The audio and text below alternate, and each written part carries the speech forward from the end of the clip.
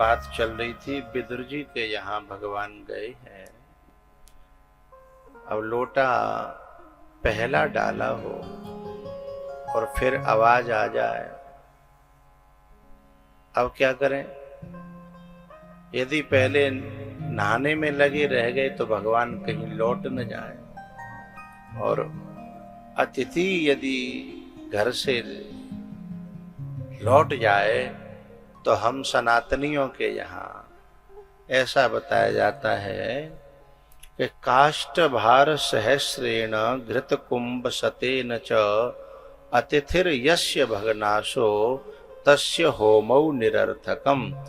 यानी 100 टीन घी के यज्ञ में डाले गए हों, इतना बड़ो यज्ञ होए, शतकुंभ घृतेन च, लेकिन एक अतिथि यदि लौट जाए घर से तो इतना बड़ा यज्ञ निष्फल हो जाता है। और जिसमें अतिथि के रूप में भगवान ही आए होए और जाको इंतजार बड़े दिनाते होए हैं, तो फिर नहावे में कैसे मन लगे वो, है ना? तो विदुरानी ने निर्णय किया कि ये नहाना धोना तो जीवन भर का है और भगवान तो भीतर का देखते हैं, भगवान भीतर की निर्मलता देखते हैं।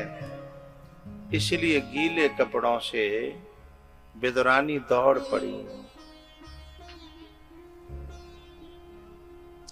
लेकिन दरवाजे के पास पहुंचने से पहले ही मन में आया कि कछु बैठवे की तैयारी तो कर लूं।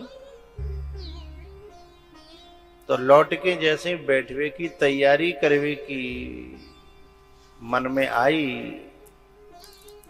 तो भगवान की आवाज आई बाहर से कि अरे काकी किवाड़ खुलेंगी कि लौट जाएं। तब फिर विदुरानी ने निर्णय किया और सब काम बाद में, पहले किवाड़ खोली जाए। और जैसे ही किवाड़ विदुरानी ने खोली, सामने उनका दर्शन हुआ जिनकी कथा हमेशा से सुनती चली आ रही थी। ऐसे हैं, ऐसे हैं, ऐसे हैं, ऐसे हैं। और ज्यों के त्यों जब उन्हें पाया उनका दर्शन, तो आंखें जो है खुली की खुली रह गई। बहुत देर हो गई, पलक ही नहीं झपक रही। काफी देर हो गई तब भगवान ने कहा, अरे काकी अब अंदर लेके चलेगी कि यहीं ठाड़े रहे, है बाहर ही ठाड़े रहे का? भाव में बुद्धि काम नहीं करती है, और जब तक बुद्धि पूरा पूरा काम कर रही है तो समझ लो अभी भाव में कहीं न कहीं कोई कमी है। हा?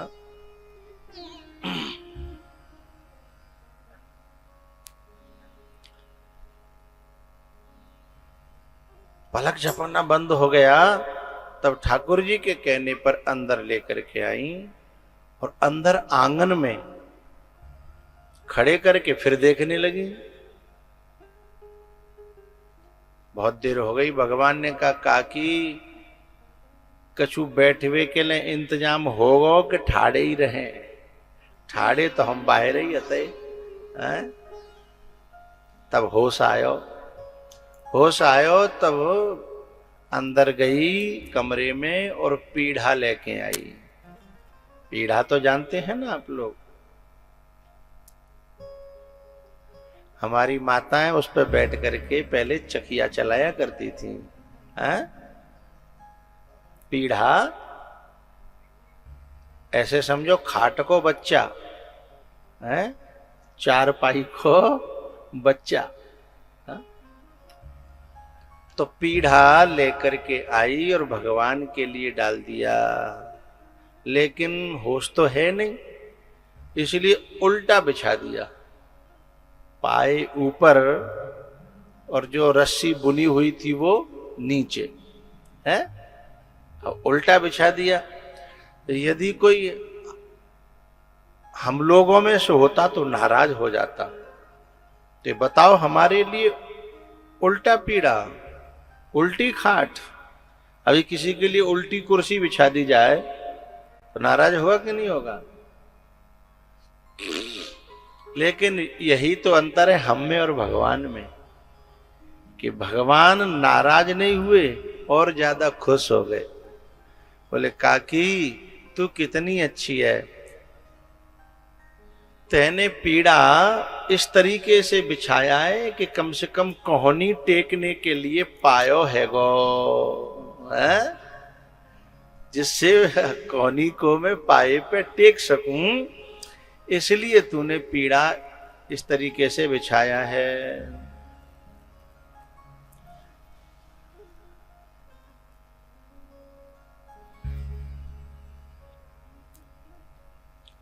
अब विदुरानी फिर देखने लगी घूर घूर के। अब भगवान बोले काकी बड़ी भूख लगी है। अच्छा एक बात बताएं, हमारे भारत में माताएं अपने परिवार में चाहे जैसी हों, लेकिन कोई बाहर को आदमी दरवाजे पर भूखा आ जाए तो इनके यहां से भूखे पेट नहीं लौटेगा। अपने घर में भले ही इनकी लड़ाई चल रही हो, चाहे झगड़ा चल रहा हो, लेकिन कोई आदमी भूखा घर पे आ जाए तो वो भूखा वापस नहीं जाता है। दया बहुत ज्यादा होती है हमारे देश की माताओं में, दया बहुत ज्यादा होती है, पर वो दया केवल पति को छोड़ के सब दुनिया पे होती है, पति पे नहीं होती है। यदि पति कोई गलती करेगा तो रिमांड ले ली जाएगी, बेटा कोई गलती करेगा तो दया हो जाएगी, क्षमा हो जाएगा, भैया कोई गलती करेगा तो क्षमा हो जाएगा, है? और कोई गलती करेगा, बाहर का कोई गलती करेगा तो क्षमा हो जाएगा। लेकिन केवल एक पति ऐसा है जिसकी गलती, अरे हाँ ना तो बोलो करो, मूड तो हलाओ, सिर तो हलाओ, है? पति की गलती क्षमा नहीं है। आप कर देते हो? हाँ जी। यदि जो माताएं गलती पति की क्षमा कर देती हैं, समझ लो वो माताएं अपने जिंदगी के सारे किरदार बेस्ट अदा कर रही हैं, और वह नारी जो है परमात्मा की भक्ति में भी सबसे आगे चली जाएगी, जो पति को भी क्षमा कर देगी। हाँ?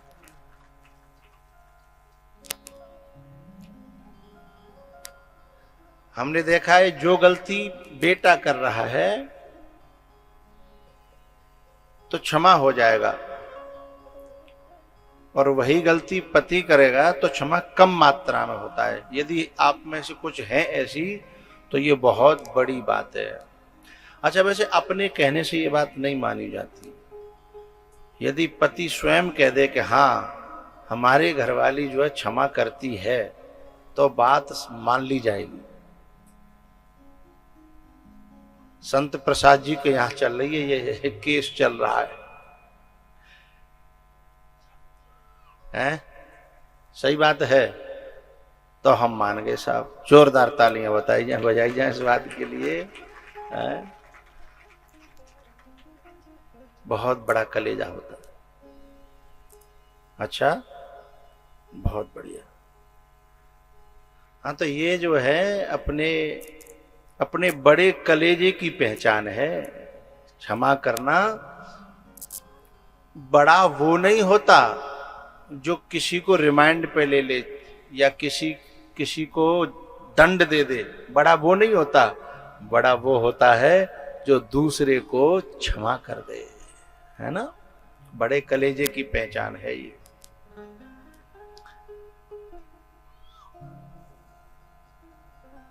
तो भगवान ने जब ये कहा ना कि भूख लगी है, हाँ?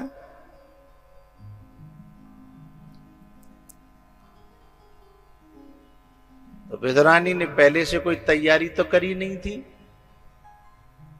पहले से कोई पता तो था नहीं कि भगवान आ रहे हैं। पता पहले से हो तो आदमी तैयारी कर ले, तो कोई तैयारी नहीं थी। अब अचानक से क्या करें, तो घर में केला रखे थे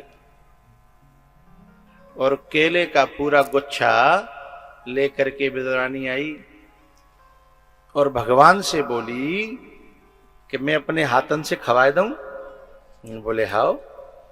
तो विदुरानी नुका रही है केला, और भूल से क्या हुआ, दिमाग तो वहां है नहीं है, भाव में सराबोर है, तो नुकाते नुकाते गूदा फेंक गया और छिलका हाथ में रह गया और भगवान के मुंह में छिलका दे दिया और भगवान भी बड़े प्रेम से छिलका खा गए। समझिएगा, ये प्रेम की चरम सीमा है, भक्ति की चरम सीमा है। केले का, एक केले का छिलका नहीं, दूसरा फिर लिया, गूदा फेंक दिया और छिलका फिर खिला दिया। इस प्रकार से जितने केला थे उन सब का गूदा बाहर और छिलका भगवान के पेट में है, पूरा खा गए और एक दूसरे में डूबे हुए हैं। को कछु कहै न को कछु पूछा, प्रेम भरा मन निज गति छूचा। प्रेम भरा मन निज गति छूचा, को कछु कहै न। अब देखना रो, को कछु कहै, को कछु पूछा, प्रेम भरा मन निज गति छूचा।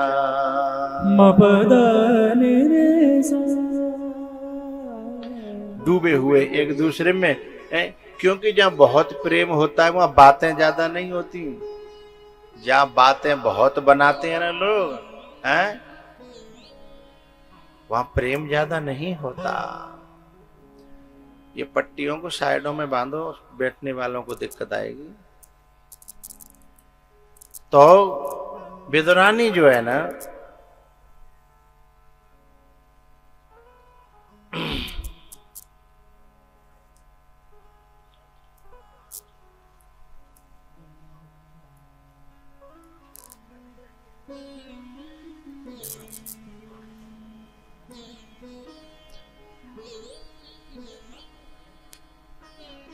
जोर जोर से क्यों चिल्ला रहे, तुम्हारी आवाज यहां तक आ रही है, हैं? और किसका उसे?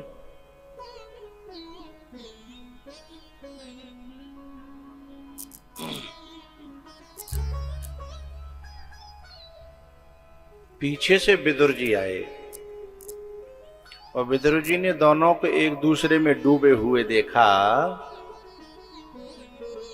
तो विदुर जी ने विदुरानी का कंधा पकड़ करके हिलाया और कहा, हे पागल, अरे तो होश है? तेरे गीले कपड़े हैं, तो होश है? तब होश आया विदुरानी को। ध्यान रखिएगा, परमात्मा और महात्मा के जब भी दर्शन होंगे तो देह से जीव ऊपर उठ जाता है, देह का भान नहीं रहता। और संसारी लोग जब भी मिलेंगे हैं, तो वो देह का ही भान कराएंगे, देह की ही बात करेंगे हैं। परमात्मा और महात्मा जब भी मिलेंगे, दर्शन होगा तो देह से ऊपर उठाएंगे। लेकिन संसारी लोग जब भी मिलेंगे देह की बात करेंगे, और भी देह से नीचे की भी बात करते हैं, कपड़ों की बात करेंगे, है? तो विदुर जी महाराज ने जैसे याद दिलाया, उसे याद आया और वो चली गई। इधर क्या हुआ, विदुर जी ने देखा कि गूदा पड़ा हुआ है केले का, जबकि होना चाहिए छिलका। विदुर जी तो बहुत बड़े ज्ञानी हैं, 1 मिनट में समझ गए कि जिससे डरते थे वही बात हो गई, कि जब पागल ने मोह हमें लगता है कि छिलका खिला दिया। भगवान से पूछने लगे विदुर जी कि भगवान यहाँ गूदा पड़ा हुआ है, ये छिलका कहाँ गया? बोले काकी ने जहां मनिया डर किया वहां छिलका पहुंच गया, जहां भेजा वहां पहुंच गया है? भगवान ने भी उत्तर दे दिया, समझ गए। बोले पागल ने गड़बड़ कर दिया। अब विदुर जी बड़े होशियार बनने अपने मन में, तो विदुर जी ने कहा कि आपने छिलका तो खूब खाया, लेकिन अब गूदा खिला दूं अपने हाथों से? बोले हाँ। अब गूदा खिलाने लगे विदुर जी, तो विदुर जी का मन कह रहा था कि अब तो स्वाद आयो होगा, हैं? क्योंकि पहले तो छिलका खायो और अब खा रहे हैं गूदा, तो अब स्वाद आया होगा। लेकिन भगवान कुछ बोले नहीं बहुत देर तक। मन ही मन विदुर जी सोच रहे थे कि अब कहेंगे, अब कहेंगे। भाई जो बड़े प्रेम से कोई बनाता है, खिलाता है, तो मन तो होता है पूछ लें कैसा लगा। कुछ माताएं तो बहाने से पूछेंगी नमक ठीक है, फिर तो बताएंगे कि हाँ स्वाद आ रहा है। अपनी बड़ाई सुनने के लिए है, ये बहाना रहता है। यदि कोई माता जी कुछ बना के लाएंगे और पूछ रही है नमक ठीक है, तो शर्मदार आदमी को थोड़ी सी प्रशंसा करनी चाहिए, है? समझ लेनी चाहिए कि ये पूछा जा रहा है कि मैंने अपने हाथ से बनाया है, कैसा बना है। इतने पे जो बड़ाई न करे, प्रशंसा न करे बनावे वाले की, समझ लो वो शर्मदार नहीं है, हैं? तो विदुर जी महाराज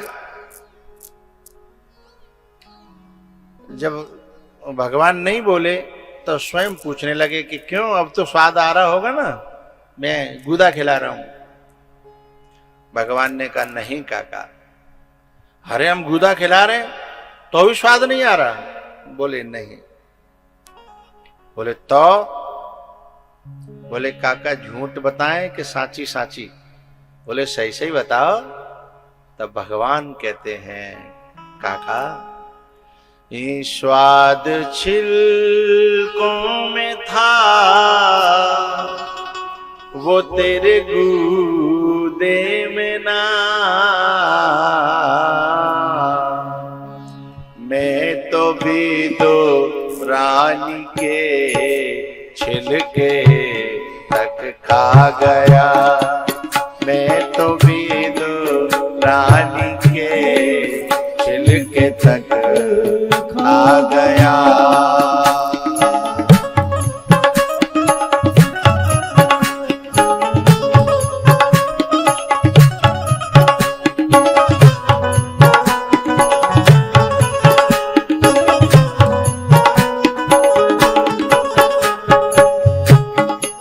स्वाद छिलकों में था, तेरे गूदे में ना। स्वाद छिलकों में था, तेरे गूदे में ना। मैं तो भी दो रानी के छिलके तक खा गया। चालाकी जिसने की उसको मैं ना मिला, चालाकी जिसने की उसको मैं ना मिला। भीलनी का मुझे भोलापन भा गया।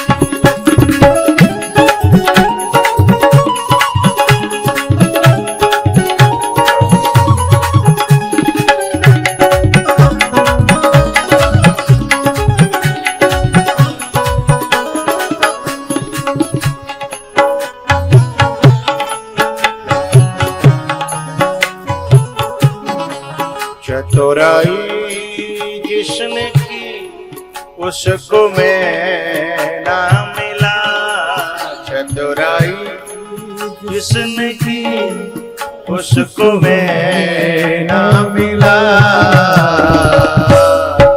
पीलनी का मुझे भोलापन आ गया, पीलनी का मुझे भोलापन आ गया।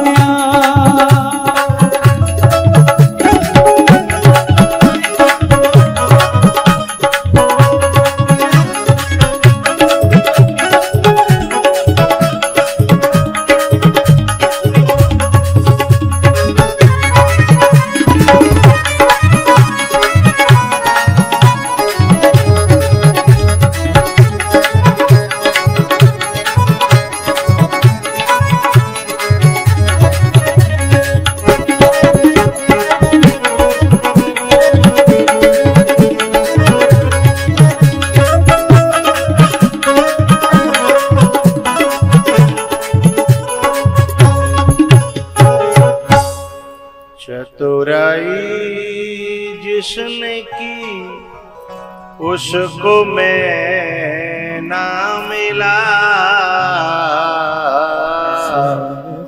पीलनी का मुझे भोलापन भा गया।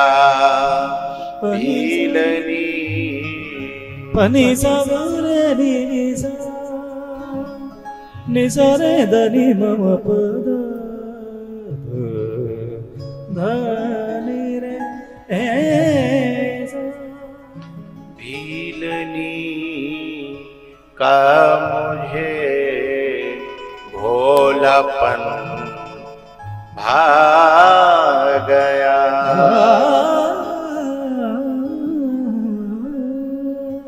विदुर जी को बड़ा अटपटा लगा कि हमने गूदा खवायो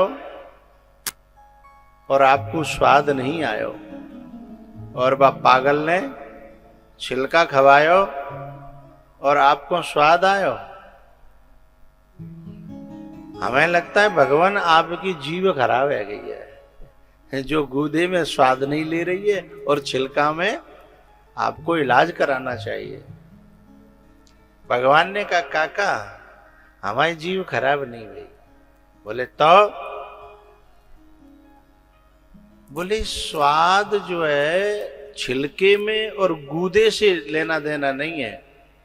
बोले काकी के छिलके में भी बड़ा भाव था। विदुर जी बोले हमारे गूदा में भाव नहीं था, हमारे अंदर प्रेम नहीं है क्या? तब भगवान कहते हैं प्रेम तो आपके अंदर भी है, पर काकी का प्रेम एकदम प्योर है और आपके प्रेम में थोड़ी सी चतुराई की मिलावट है। और मिलावट तो चाहे ज्यादा होए और चाहे थोड़ी होए, मिलावट तो मिलावट है ना। लेकिन काकी के प्रेम में 1% भी कहीं कोई मिलावट नहीं है।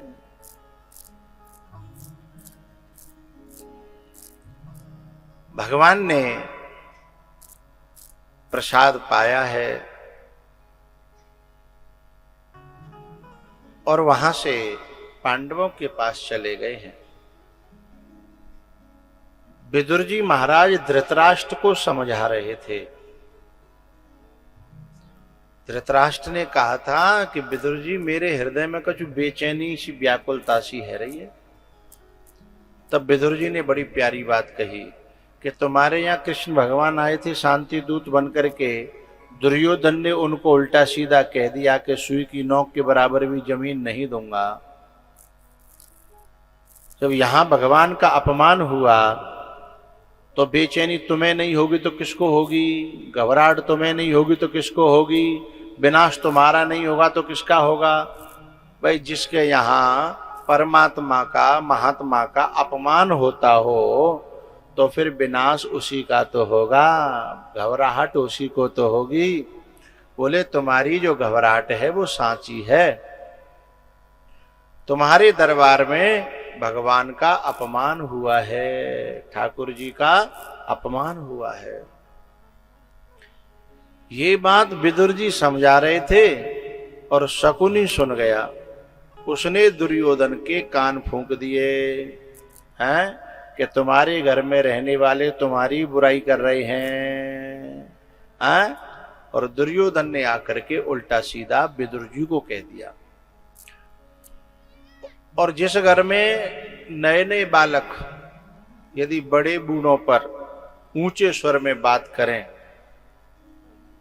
डांटते हुए बात करें, तो समझना उनका विनाश नजदीक है। उस घर में महाभारत होने वाला है, क्योंकि अदब जहां से खत्म हो गया है, फिर वहां बचा ही क्या है। विदुर जी महाराज ने उसी समय छोड़ दिया हस्तिनापुर को।